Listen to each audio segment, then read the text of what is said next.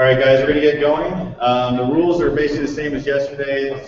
These are lightning talks. Roughly, you have 6 minutes allocated. When you pass 5 minutes, I'm going to start walking closer and closer to the speaker. So if you see me stepping closer to you, you know that you're under a minute. If you pass 6 minutes, then I'm going to really get close to you where it's really uncomfortable. You don't want that. If you cross 7 minutes, I'm going to have to stop you just by interrupting. So don't make me interrupt you, please. Our first speaker is Tomas from UniTime, and he's going to talk about CPSolver. Hello, my name is Tomas Muller. I would like to talk about CPSolver, which is a framework for solving optimization problems that we use in UniTime. So, a short introduction: it is an open source Java library. It's a local search-based framework for solving hard and e-hard optimization problems. It's used in UniTime. For those that haven't been to yesterday's presentation, UniTime is a comprehensive student university timetabling system that does course timetabling, examination timetabling, and student scheduling. And this library is the core of it, is the solver there. And it's a state-of-the-art solution. We have published a number of research papers based on a current research. And it did run in the international timetabling competition in 2007. So the biggest benefits of the library are it provides a constraints programming abstraction. So a lot of the algorithms don't need to be problem specific. They can work with variables, values, and constraints, and the framework provides a relation between these primitives. So for instance, constraint satisfaction or other stuff. There are also a lot of code search algorithms, strategies, and heuristics, and it's quite extendable. So I have a short introduction about the constraints programming on the previous slide. And so it's an area of operational research. It's essentially the problem is called constraint satisfaction problem. In there you have a set of variables. Each variable has a finite set of possible values, and there are constraints that limit what values those variables can simultaneously take. So in terms of, for instance, course timetabling, it doesn't necessarily need to be integer variables. So a variable can be a class that needs to be placed on time and room, and a constraint could say a lecture has to be before at 11, or there cannot be two classes on top of each other in a room. So a solution to this constraint satisfaction problem is an assignment of all the variables in the problem in a way that all the constraints are satisfied. So in the course timetabling, it's a timetable. And the extension is the constraint satisfaction and optimization problem that also provides an objective. So you can, for instance, minimize student conflicts or satisfy as many as possible the faculty time and room preferences. So there is an objective function, which is usually a rated sum of various criteria. A little bit about what the local search or the local search-based techniques is.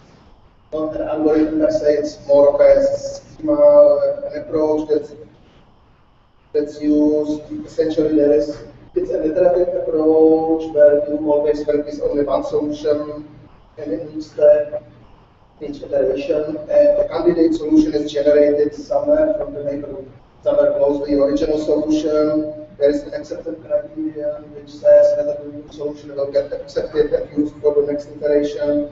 And during the search, the best solution is remembered. What's important is the search space, and it's also given by the solver library itself. It's almost not feasible, but potentially incomplete solution. So always, every time, it doesn't allow any constraint to be violated. And of course, the biggest challenge for all of the search-based algorithms is how to escape out of optimum. Like if you get stuck somewhere and all the neighborhood solutions are worse, how to get out of there. So in the CPSolver, the default algorithm that's in there is called the target forward search with conflict statistics. I will not go into much details. That's essentially the algorithm I developed during my PhD thesis, and that's where the library started. But now it provides other search strategies. It's just up to search, data, simulated annealing, and much more. The other point I want to mention are the neighborhoods. You can make use of the existing ones, or you can create a problem specific. So usually, if you need to solve a different problem that's already in there, you need to provide a model. You need to model it to create variables, values, constraints, and you may need to provide some more program-specific neighborhoods. So, for instance, for course timetabling, a neighborhood would be I take randomly 2 classes and swap them. And that's my presentation. There are more details on the following website.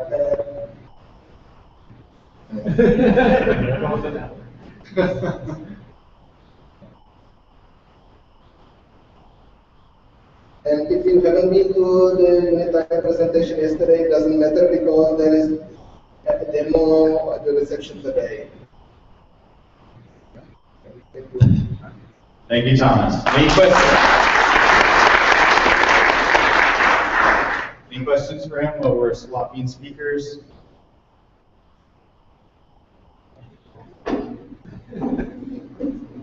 It's kind of some deep stuff, so. That's right. I understand that. Yeah, that's great. You got one out of 7 slides. So good shape.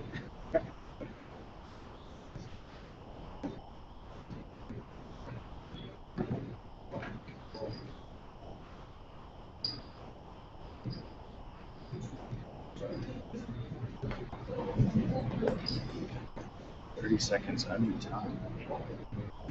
They're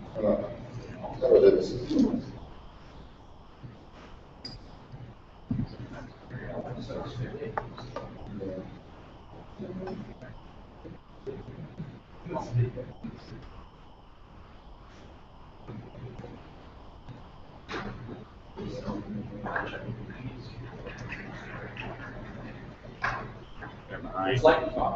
Yeah, they're behind.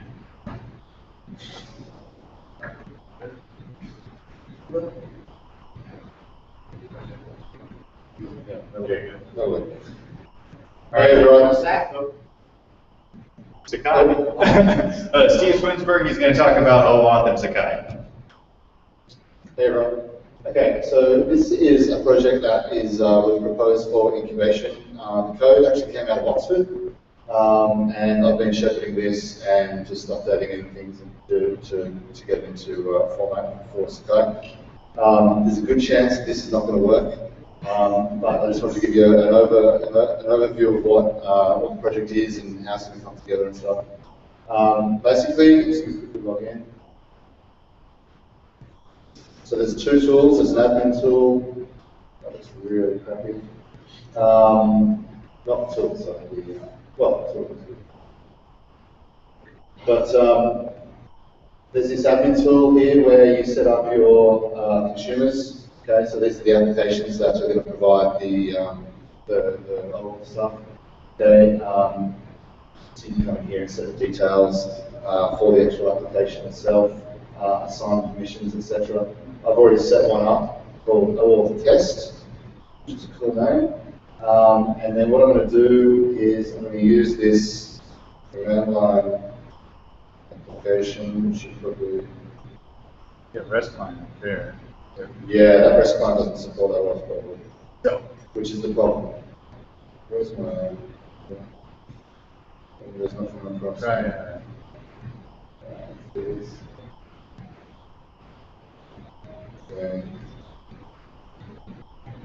Okay, so this is a command line application and takes that the consumer key and the consumer secret that I would have plugged into Sakai there, and all it does is this is simulating what a user would see. So I'm going to grab it across again.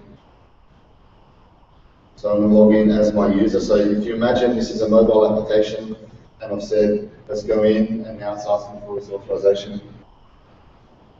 Okay.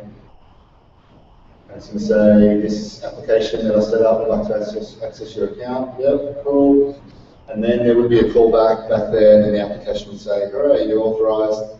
And here we go. What this particular thing has done is set up some little properties, which I'm just going to grab from a text file here. That. And what's here? And in this particular one, I can plug in the consumer key secret for the access tokens. Okay. And then one more.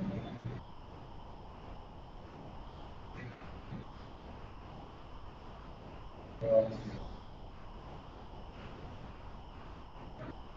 Okay, stick them in, and then if we look at our headers, so this is the request I'm about to send.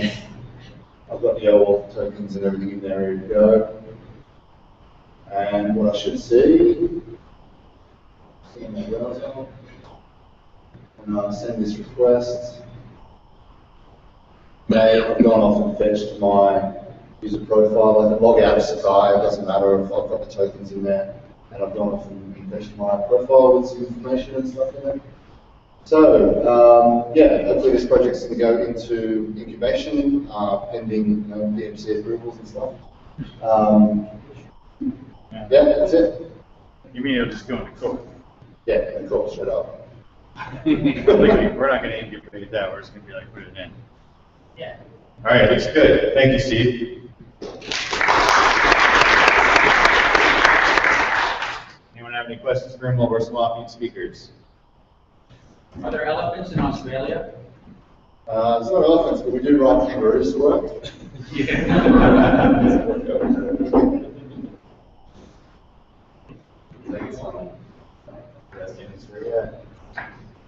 Two people under time. Wow, we're going to be like setting a record. I'm trying to get mine back to work on RC2. That's right. That's right. Let's ask Earl, how's RC2 coming?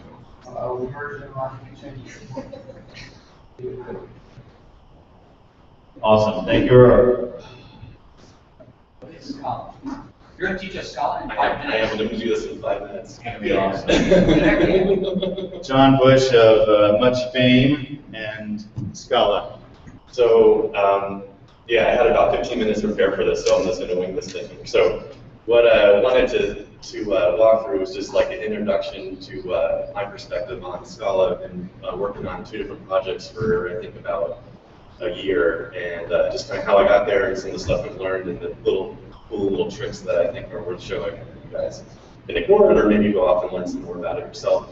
So the way I landed on Scala was, I've been doing pretty much exclusively Java since probably 2000-ish or so. And before that, everything was, right, the dynamic languages, it was Perl, PHP, all that stuff. And, Java came around. Mostly it went to Java because that's where all the jobs were, and Java had this huge growth curve, and that's worked out pretty well for me. And, now we're seeing, right, that things have started to change a little bit, and now there's like a lot of Java games out there. There are a lot of Java games out there, right? And some new languages have come around and been kind of cool and exciting. We've got Ruby and Ruby on Rails, and that changed some stuff. And, Java tried to emulate that a little bit in some different frameworks, and then you end up with JavaScript's had this whole new thing happening now. People are using it on the server side and everything. There's been a whole new movement on that front. And I just started looking around, and I kind of dabbled in some Ruby stuff. And the Ruby's great; it has a great place. But the thing that probably as Java snobs, I just was not willing to give up was the fact that I like the JVM, right? I think JVM is one of the most amazing things that's probably happened in the last couple decades. And I mean, there was just a lot of money thrown in by some of the big vendors out there, Oracle and HP, all these guys, to really nail the JVM. The threading in there, all of the stuff. It's unmatched, and other languages are still trying to catch up to that, right? And so it's not really married to the Java language, right? And so now you've got all these other languages that, right, they can produce Java quite good, and you can take advantage of all of the tooling that you have, the garbage collection, the instrumentation. I mean, if you've used App Dynamics or any of these kinds of instrumentation tools, they're really powerful. And because the language is statically typed, there's a lot of advantage in the tooling, right? And I've just, with IDEs and stuff, I've become so ingrained with, like, they just know everything, right? Because of the static typing, they know exactly all of it up the chain. You start to get into like Ruby and these kinds of languages, and you're like, dot space, and it's like, well, I don't really know what you can do. I'm just going to tell you everything you can do here, right? So pick a method and it irritates the shit out. So I was like, I'm going to go find one of these like strongly typed languages, and Scala seemed pretty good, and actually kind of early was telling me about it a little bit. So I was like, go check this out, and it has a lot of the things that kind of like, oh, plays nice in Java. Okay, Ruby does that too, but Ruby's a little bit more loosely typed. You know, and then, you know, and oh, you can kind of do object-oriented imperative style, but oh, there's functional style too. And it's like, oh, this is kind of cool. Like, I can do both, you know, and I can kind of pick and choose how I want to do these. And maybe that's a really great way to kind of like take advantage of your Java skills, but move them into Scala because you can do it slowly. Because there is a I want you to join the network.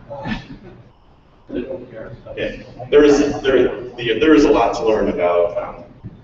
The learning curve is steep. I will admit that.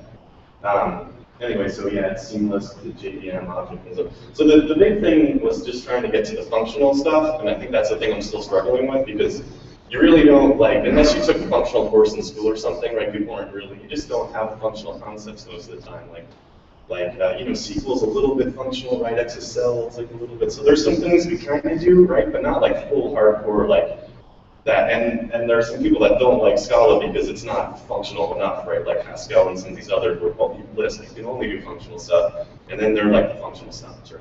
And so I think it's kind of cool you can go both ways. But one of the things that is kind of a core tenet of the functional program model is to not really have what they call sort of what the hell, and I just lost this. This is why it sucks doing this so big. You know, make method calls and sort of have like damage happen, right? So like you get into like try to solve this in Java by putting final on all your strings, right? So like I don't want to pass you something and have you do something to it underneath your cover. So you know, we put final errors. So like, you know, Scala kind of has that built in, right? There's a sort of everything's sort of immutable in the functional world, and that's what makes code sort of safe and maintainable is by taking that. You can do it in Java, right? But it's built in as a core principle of the language. So I really like. So one of the things that how am I doing with time here? Got about 2 minutes. Okay. So one of the things that there's way too much to talk about. One of the little things that I like that was like, oh, that's a cool way of solving a problem I've seen a lot. So there's these things called implicit parameters. So this is my blog. You can go to Scala WordPress and read this later, but it's full of bad language and stuff like that. But these implicit parameters, so like this is a really common thing you see in Java, right? It's like the context, right? Like the servlet API has the context. You got this, you know, a session or request. You see it. That's like in every API. There's some context, right? It's like I got to shove some stuff I know about in this thing, so when I get somewhere else, I can pull it out, right? And we all know like thread local and all that stuff. The reason we're doing that a lot of times is because if we had to pass the request object down to every goddamn method call we have to make, that would be insane. It would tear up code bases that have to do that kind of thing, right? And half the time these are like API calls we can't even change the signature. So that's a reasonable thing. We all know how fragile that is too, right? Because it's like, man, like someone shoved it in here and you don't know and you go run it. Oh my god, the name of that thing's wrong. It's not there. It's fragile. It's fragile. Thread local. A little fragile it is, and you don't necessarily catch problems until you run them, right? And then you see, oh, I needed that wrong or something.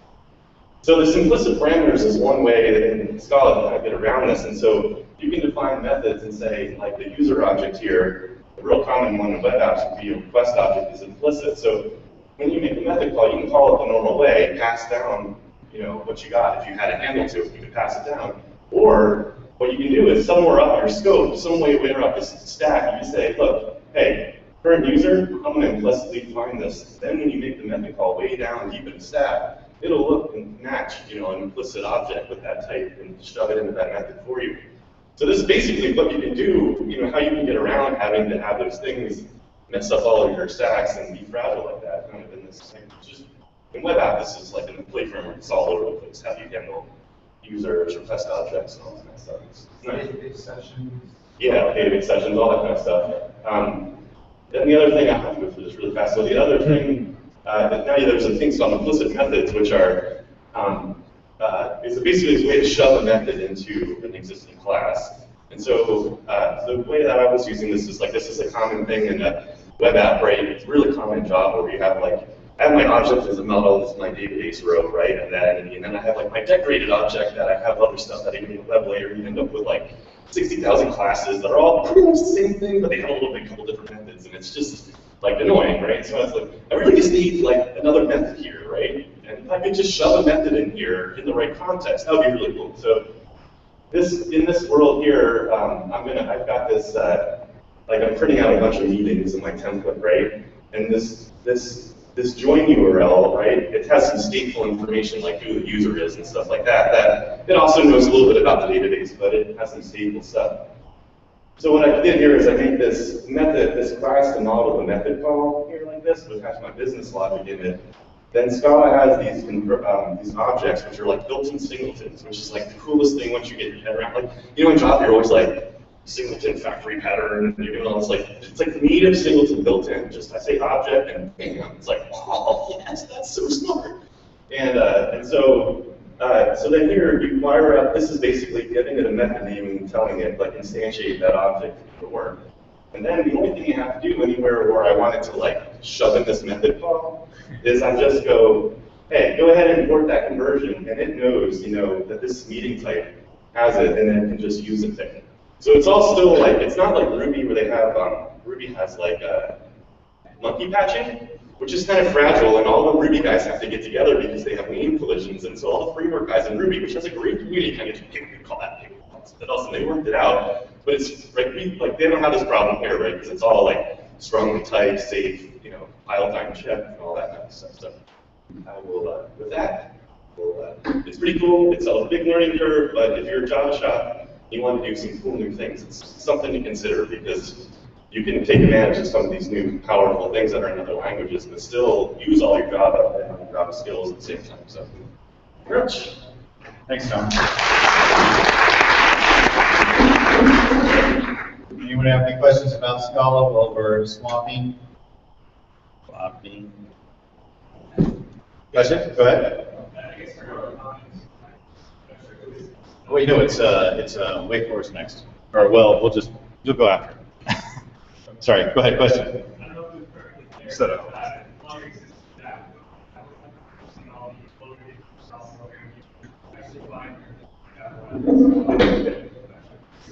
Yeah. So I think it was more of a comment, but essentially the idea is that, and this is true with most of the JVM languages, that essentially you can use all the existing Java libraries with it. So you don't sort of have some of that hurt, I'm going to say, that you encounter with some of the new languages where it's like, oh great, I've got this new language, but there's no libraries at all to do anything. Sorry, I had more on that. Any other questions about Scala or comments about Scala? Where's a good place to get started? I would start trying to do some stuff and play. There's what's that book? That book is good. Scala programming book from Mark University. Read a couple chapters. They have like the first couple chapters to give you up the steep pretty quick. You can dive in fast. I'll send you a feedback. I tried to take a Scala course on Coursera. Yeah. I wanted to do that on this. Doesn't with variables. No, yeah, no, this book's better. Yeah. Computers, they think like all programming should be this. Yes. The beginning programmer should learn Scala. That would be And or no other programming. If you're the Scala inventor, that should be important. They didn't invent Scala just to be like awesome in the JVM. You invented it because it's the best thing. Man. All right, cool. All right, Bob's going to talk about session replication and failover in Sakai. Normally, I was just going to take 10 seconds and have two Tomcats and kill one and then refresh my browser and show you that it go over to the other. But I figured I'd talk a little bit, right? Since people were short, now I have a couple minutes. Anyways, session replication and failover. Essentially, one of the biggest annoyances with Sakai and having a cluster is sticky sessions. And the multi-part sessions that are in like there are two parts, in memory and then the in database that are required to make a tool work in Sakai.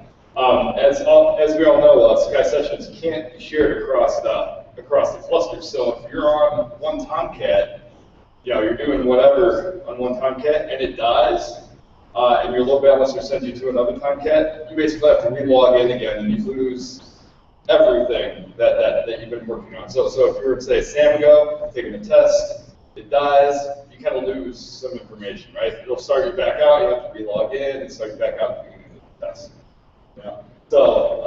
So those are common annoyances. Well, what we've done is we've kind of found a way to take the important parts of the session and cache them into like a distributed cache. In this instance, Terracotta.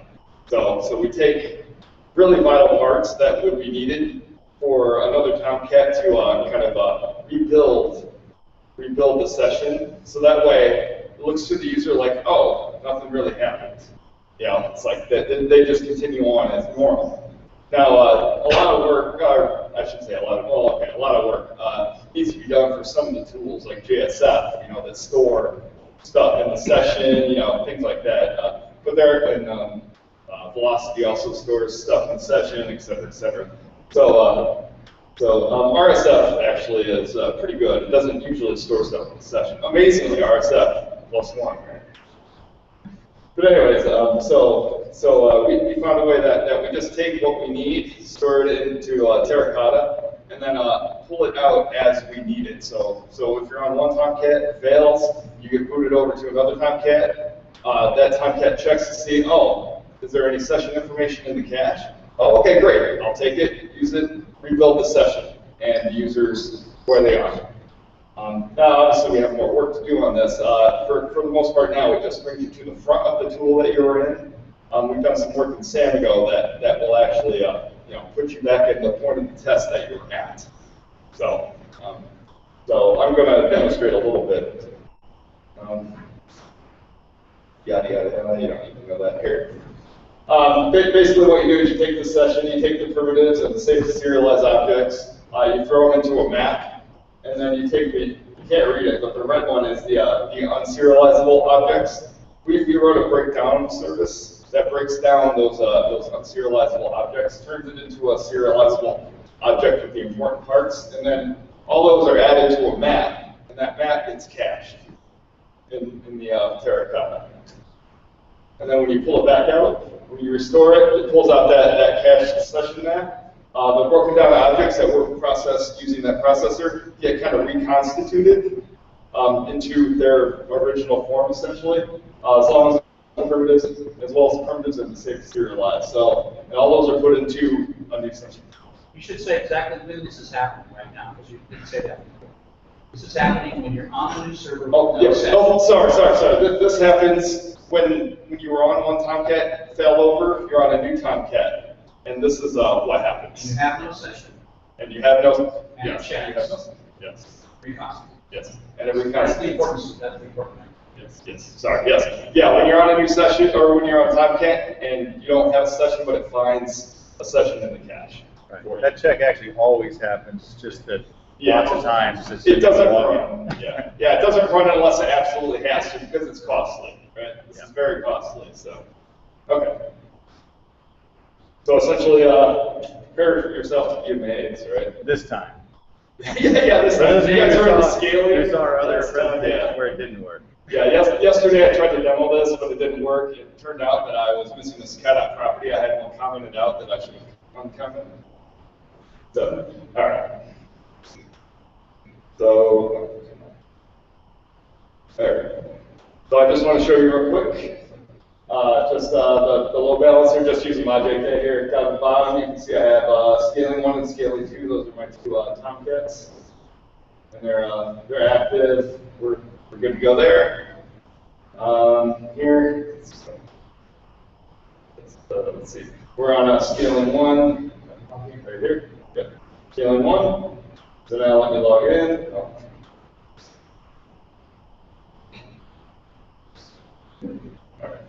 Get share and maximize the window and it should shrink it. Yes. Intuitively, of course. Yes, thank you. Captain Office. All right, so I log in. I'm going to go into a site. Say lesson. Oh, not lessons. I'm going to go into a subpage. Am I awesome? Hey, we're on a subpage, right? So now I'm on scaling 1, right? Just double check. Scaling 1. Now I'm going to go kill scaling 1 just by find the scaling 1 is 4711. Say something happens, boom, okay, it dies. And just to prove it to you. There you go, you can see scaling 1 now is error. Error status, so it died. Now I'm in here, now I'm just going to refresh show you that I'm scaling one still, and then refresh the page. Keeps me at that page, and now I'm on scaling 2.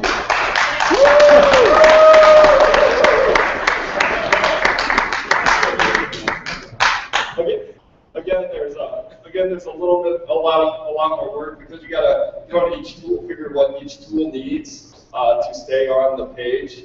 Especially JSF tools, you need to figure out what it needs, especially to stay on that page when you bounce back. But right now, if you do it with the JSF tool, it'll just kick you to the front page. But hey, it's start right. That was an RSF tool. Yeah, this was an RSF tool. I just made it easy because it's RSF and it doesn't store anything in the session, so I just come right back to the page that I was in. Awesome. Cool. All right, you already clapped for me. You don't have to clap again. It's electrolytes. It's what your body craves, right? That's session failover. That's right. Any questions about session failover in Sakai? Will we bring up the Wake Forest team? I'm standing in front of That's good. Thank you. Good. How much does this cost? My time is about $10,000. $3 an hour. Yeah. That's what we bill them out at. So seriously, is it going in the product? What version? Yeah. Oh, so this costs nothing, I guess, is probably the answer to this question because it's already part of Sakai 10. So when Sakai 10 hits solid release in, let's say, a couple of days, looking at early. The Terracotta piece, so you can use their free version. That's what we're using here is their free version. Ideally, in my opinion, we need in short term, like say in the next couple of months or something, an implementation that does a different kind of distributed cache, and by that I mean Redis or Memcache or something decent, because Terracotta is sort of going a little bit of a weird commercial way.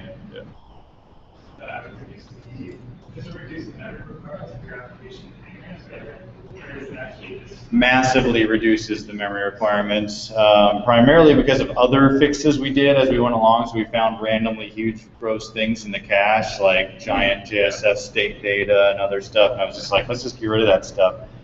So that part, yes. It doesn't actually store any additional information. The only sessions on each server are the sessions for each user. So as far as the session data on each server, it's actually exactly identical, aside from the stuff that we threw out.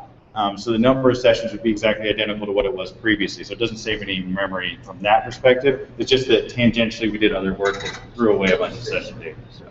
So.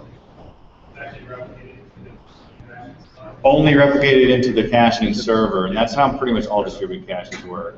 It's only pulled down on demand. I didn't hear that question. Is it an interval thing? No, I think it's on demand. I think Terracotta essentially does it on demand only. So it pushes, we push out, oh, you mean when we push up the updates? We push updates like as needed, essentially. Yeah. And it's configurable how soon you want it, or how often you want it to push up there, and then obviously how long it stays there, the time to live and stuff. It's all configurable in Sakai upfront. Yep. All right. Wake Forest is going to talk. I just forgot what they're going to talk about. We're going to talk about DEACsHalo, which is a responsive and secure system integration using RESTful Web Service. There you go. So I'm Drew Ray. This is Zhu. We're from Wake Forest University. Wake Forest mascot is the Demon Deacon. So we kind of marketed our name. DEACsHalo is basically it's got for our first run. It's really just getting our Demon Deacon's images, or our student images, okay, and integrating them with Sakai. Okay, so Wake Forest has had a homegrown portal system called WIN, which is Wake Information Network. We've had it for more than 10 years. We've had Facebook out there before Facebook was a company. Called our thing Facebook, and that's basically how the faculty members were able to see the rosters. Okay, and they were able to do that because we store in WIN all the student pictures. However, when we brought up Sakai, there was no way for it to get to those images. So it looked kind of low tech. It had no pictures. It kept saying no image available. And students aren't using weren't using profile to store their images. So we feel like so we came up with a solution to go to Win to present the images in the various tools. And now I'm going to let he talk so that he can tell you how he made that. The first thing we had to do is to make the Win a RESTful Web Service provider. Use a Grail application, and then because the project resources now can be exposed under control, we chose XML format for legacy system support. On the Sakai side, we had to add DEACsHalo module to Sakai. So it is a RESTful Web Service client. It can submit single or batch requests depending on how many objects you want to send to the provider every time. I added the Spring JSP to marshaller to transform the XML between XML and the object back forth. The XML and the schema is going to be changed into Java classes. I wrote the empty script to do that job there every time when you want to change. The Java code just needs to change. The XML file schema is going to generate for me. Because we know the web service is kind of expensive operation, so I've added the caching in there. So every successful response object is going to be cached for 5 minutes. So there's no need to call again if it's already in the cache. After that step, it becomes easy to plug this tool into a raster or log or message center, this kind of tool where we need to display the program. We need to add one dependency into the POM, and the code change becomes very small, whether it's about 100 changes. So when the things done by the DEACsHalo model. So I'm going to show a little bit about the image thing. So if we don't have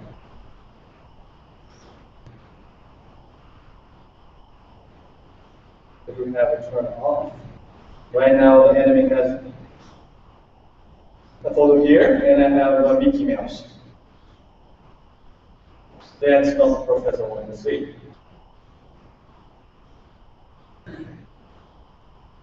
If we have it turned on, and we have all the official images coming from the system. Steven's ID is different in Win, that's why we don't see his ID and doesn't have his profile updated, so we see no official work available here. If we go to the forum, forum messages, we'll see the same image coming from here as well. Or if we get into logs,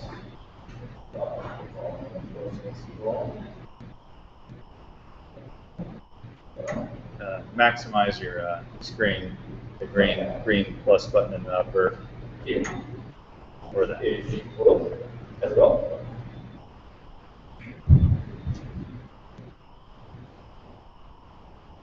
Because we would foresee the security in very serious consideration. In addition to SSL, we use every request will have the token. It's computed using the H1, SHA-1 algorithm, and coming from each request parameters, and we also use the 256-bit encryption token. Every request has a time limit of 5 seconds if 5 seconds pass, so we just reject the request. Next step, we are going to use the same module to integrate with share, also the Scala, those web service API available third-party providers. That's it. All right, great. Thanks, guys. Do we have any questions for the Wake Forest development team while we swap?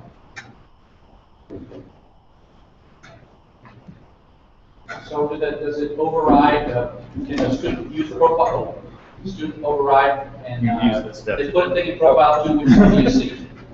Yes, students still can use profile 2, but in the roster, because we will make it official, even though they have a profile picture over there, I like the blog. Does the blog show the profile picture or the official picture? Blog right now. Even I don't know if there are other places who show the profile. If it's available, we'll just show the profile. Don't have to. They have a choice. That's cool. Any other questions? All right. Andrew's going to talk about GitHub and wait, what did you say? GitHub and using GitHub as a wiki. Yes, I'm here to talk about versioning documentation with the product that it documents. So, what's a wiki anyway? A wiki is, I suppose, a thing where it's like easy to edit, maybe easy to edit directly through the web without special tools. You can look at Wikipedia, there's a bunch of stuff about that. And we've got a manual for the uPortal product. Well, actually, we have a Confluence space for each of several versions of the product. And that's cool. The killer feature of that solution is the fact that Laurent Laporte did it. And the number one feature in doing anything in open source is having someone to do it. So that's fantastic. And I wouldn't say a single thing against it. But turns out Laura's done a new job not doing that. She's really sad. She was doing a great job. So maybe there's some issues with using a Confluence space per version of the product as a manual. Confluence is WYSIWYG only, so cherry picking and merging changes when the documentation improvement affects multiple branches is entirely manual. I can simplify that and say Confluence is WYSIWYG only, so ... painful and manual. There's technical debt and divergence between the software, the product, the code, and its documentation. And that is not a moral statement, that is a technology and process statement. In that it's not possible to update the documentation in the same transaction that you update the code because they're completely separate tools. So you're left doing silly things like, well, I'll go update the documentation before the feature lands, the expectation that it might land. Or I'll put a lot of caveats in the documentation and say, well, at some point this will work like this, but it doesn't work like that. This is okay. Well, what does GitHub bring us? Text files in GitHub, I would argue, are wiki, because right in GitHub, I can edit them, and I can edit them in my browser if I don't want to pull down the text file and edit it locally.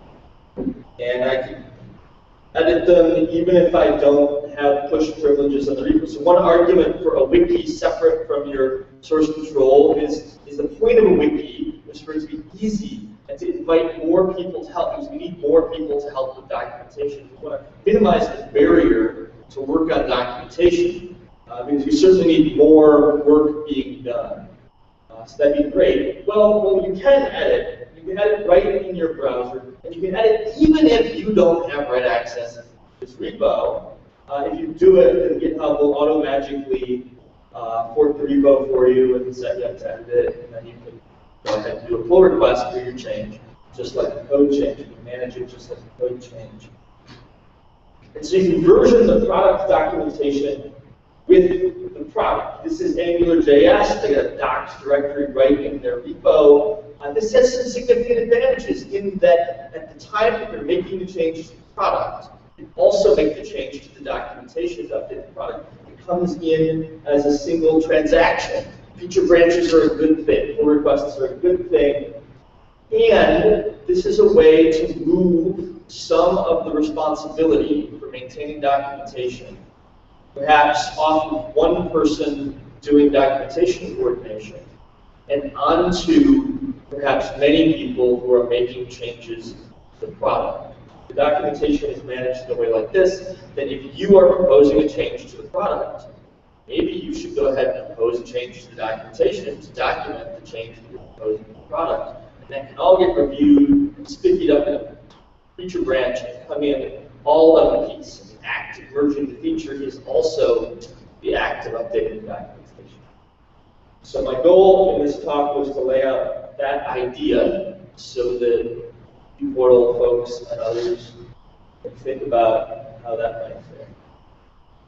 But mostly where I'm at is that the documentation of the product should be versioned with the product so that you get those nice natural workflows.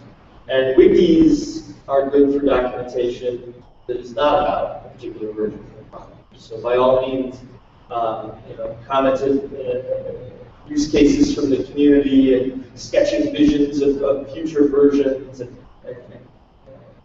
out-of-band contributions. Wonderful. Wikis are good. We should collaborate and share. But maybe wikis are not the right tool for product documentation. Thank you. Thanks, Andrew.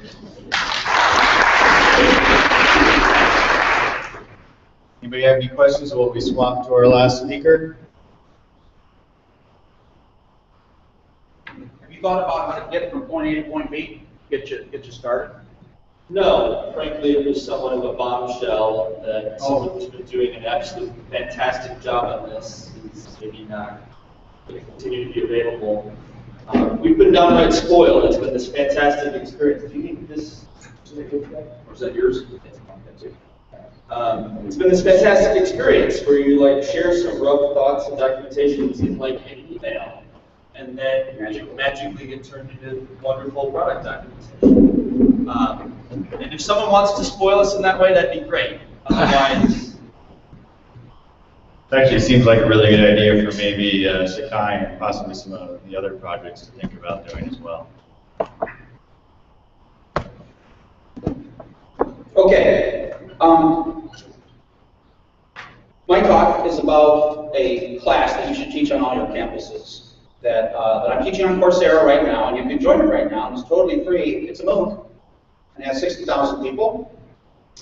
It is some of the stuff that I teach at the University of Michigan in the School of Information to people who are terrified of programming or even hate programming. So this is a class for people who hate programming. It's not like the Scala class where you have to be a genius just to show up. This is, I hate programming, I've had bad experiences with programming, and I never want to do it again, but I'm going to try anyways. And that's what this course is about. It's based on a book that I wrote for the class that I teach on campus. Like I said, I teach this to terrified people. As a matter of fact, the secret hidden agenda of this class is not only to de-terrify them, but actually get them to geek out and take follow-up classes. We have a high success rate of people who are forced to take the one class voluntarily take later classes, which I think is really cool. And it turns out that most first programming classes are completely terrible because they're built by computer scientists and they think that math is easy, right? So of course, sine and cosine, everyone knows that, right? Well, it turns out 98% of the population don't know about sine and cosine, so the definition of everyone is kind of weird, and that's part of the reason computer science has such trouble getting diversity inside computer science. So when I wrote this book, it actually was a computer science book called Think Python, and all I did was took all the math out of it, and I took the word recursion out of it, because people don't want to learn recursion at the first beginning, even though recursion is really cool. This is sort of like throw away all the concepts that computer scientists think are simple and essential, and make a class about programming. And the topic of the book is exploring information, which I call tiny data, right? Kind of like you got big data, and I'm sure you saw the thing on April Fools about medium data. And this is tiny data, which is even smaller than medium data. Tiny data you can almost look at yourself if you write a program to extract information from it. The other thing cool about this course, it has fully open materials. Everything is Creative Commons CC BY. It's kind of the first class of its kind, which has an agenda to teach teachers. So if you got someone who wants to teach programming, have them take my class, and then they get to walk away with this kit. Not only do they get to walk away with the kit with all the materials, they've got imports for Blackboard, for Moodle, and for Canvas that they can just download and stick in their system. So it goes. It has a free autograder that goes with it. So here's just like a really quick thing. This is the class that we're in. It's got this really cool autograder where you learn how to write code in it. So here's my Hello World first assignment that my students are taking.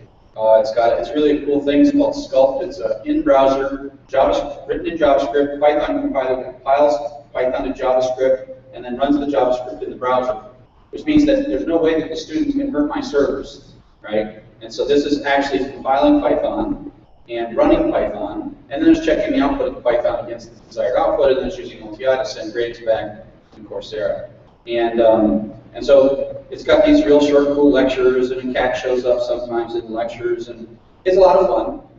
I also want to show you some of the data analytics that they give us. It's really quite cool. This course has 59,317 people as of right now. Let me refresh to see if we got more. No, actually, from 195 different countries, 18,532 from countries that they consider emerging. 348 people are paying $40 to get a verified signature. I get 5% of that money. This is we announced it on like the second week of April, and somewhere between 1,000 and 3,000 learners per day have registered until today. We're still getting 3,000 a day. You're welcome to join. Don't worry, for 3,000 a day, 1 or 2 more people is not going to be a big deal. They give us all kind of really cool stuff. What country they come from, what continent they come from, what their age and gender is. I see typically a 30-70 female to male ratio. There's some interesting things about 25% are part-time students, full-time students, and 65% are students. We've got a lot of people with degrees. That's well known in MOOCs. It's really kind of cool as a teacher just to wander around and back this thing and see the kind of stuff. And frankly, from a Sakai perspective, it'd be great if you could get similar kinds of highly explorable stuff that's a lot of fun to look at.